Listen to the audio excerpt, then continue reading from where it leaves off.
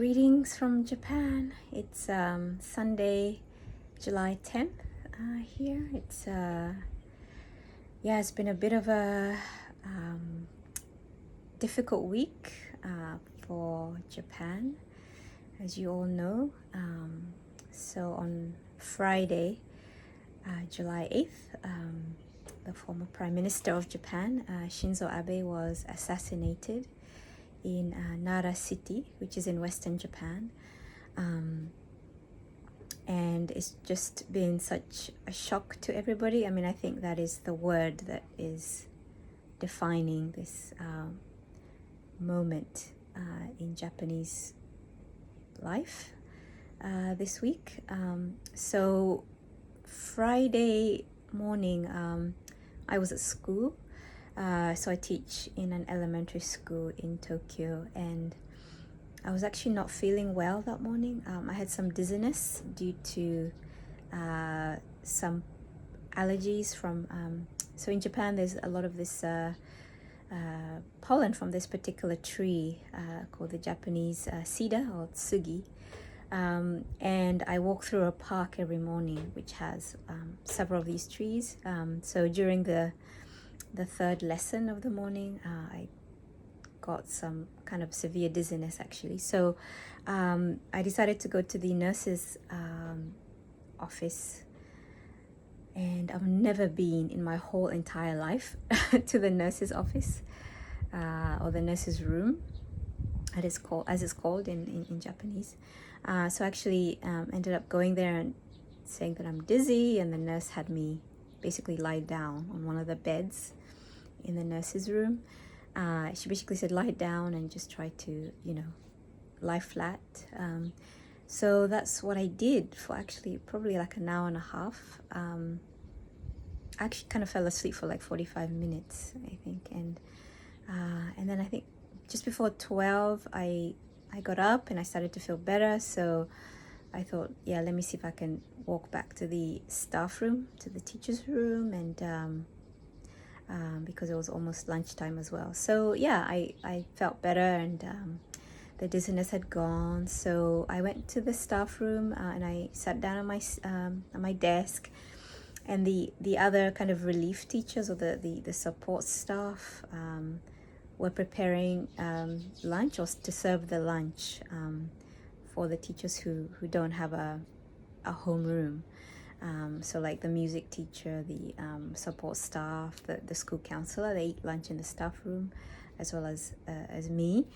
So as they were serving and talking, I heard them saying something about Abe-san taoreta, like Mr. Abe fell down, and I was like, oh, that's kind of weird.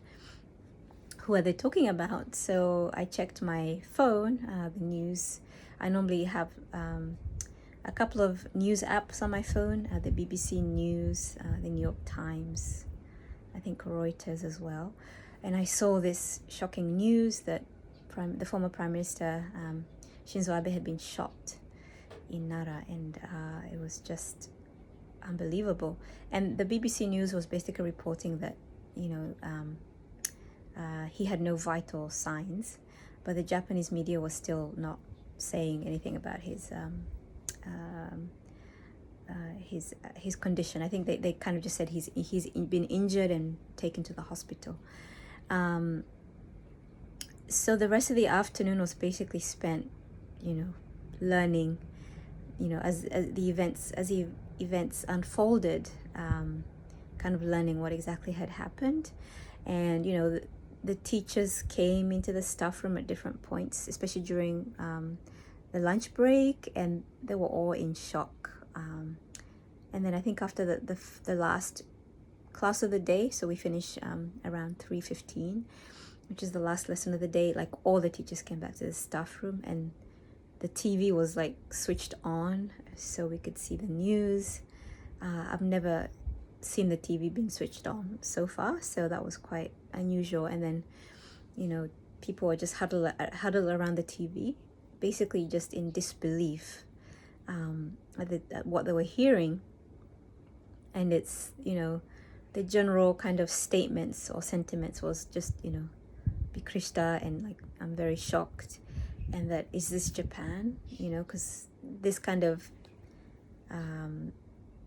crime is so rare. You know, gun crime is, you know, almost unheard of in Japan. There's such strict gun laws here, and you got to go through such strict checks and backgrounds and tests and whatnot. So it was just unbelievable, actually, and you know, such a figure as well. You know, Shinzo Abe has been the longest serving prime minister of Japan. So then, yeah, and then, you know, later that afternoon, it was confirmed that he had actually passed away. So yeah, it's just very, very shocking for the entire country. And you know, I've been reading the international press more than the domestic press, and yeah, so for me it's also really amazing and interesting to see, you know, the reaction of the world to this really sad news. So yeah, the US President Biden has ordered the US flags to be flown at half staff or half mast over the weekend. The leader of Brazil, Bolsonaro, has announced a 3-day official mourning in Brazil. So apparently Brazil has the largest Japanese, I guess, diaspora in the world.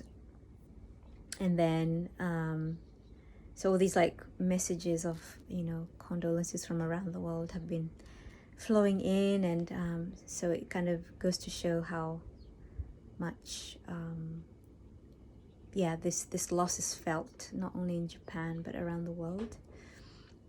So people are just trying to process, you know, what happened, you know, how did this happen in our country, and yeah, and also thinking about, you know, the gunman as well, and his reasons for that led him to this very drastic and devastating chain of events. Yeah, so do keep Japan in your prayers, and yeah, it's I think this is kind of one of the biggest and most shocking events that this ever happened, especially to a nation that's, you know, generally very peaceful, and you know, this was a domestic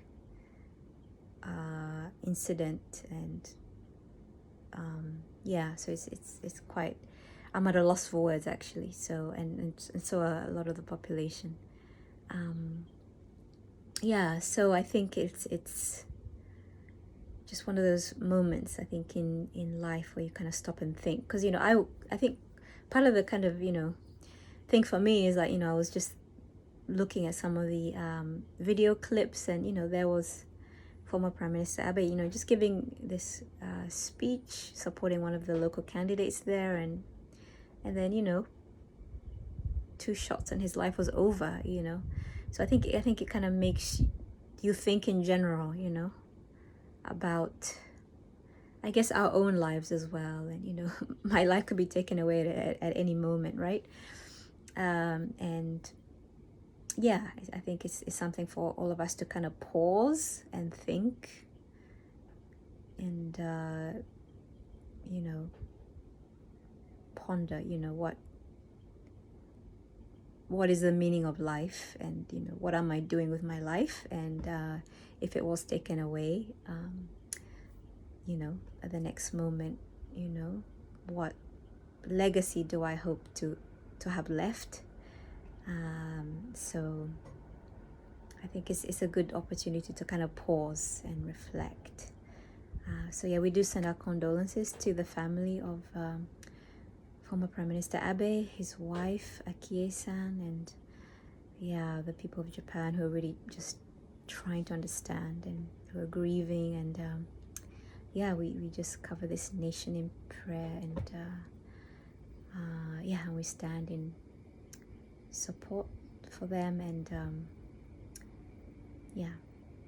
So yeah, thank you for all your thoughts and your prayers, and for the friends who've sent their concerns and notes of just love and care. So thank you so much, and yeah, have a blessed weekend. So love from Japan.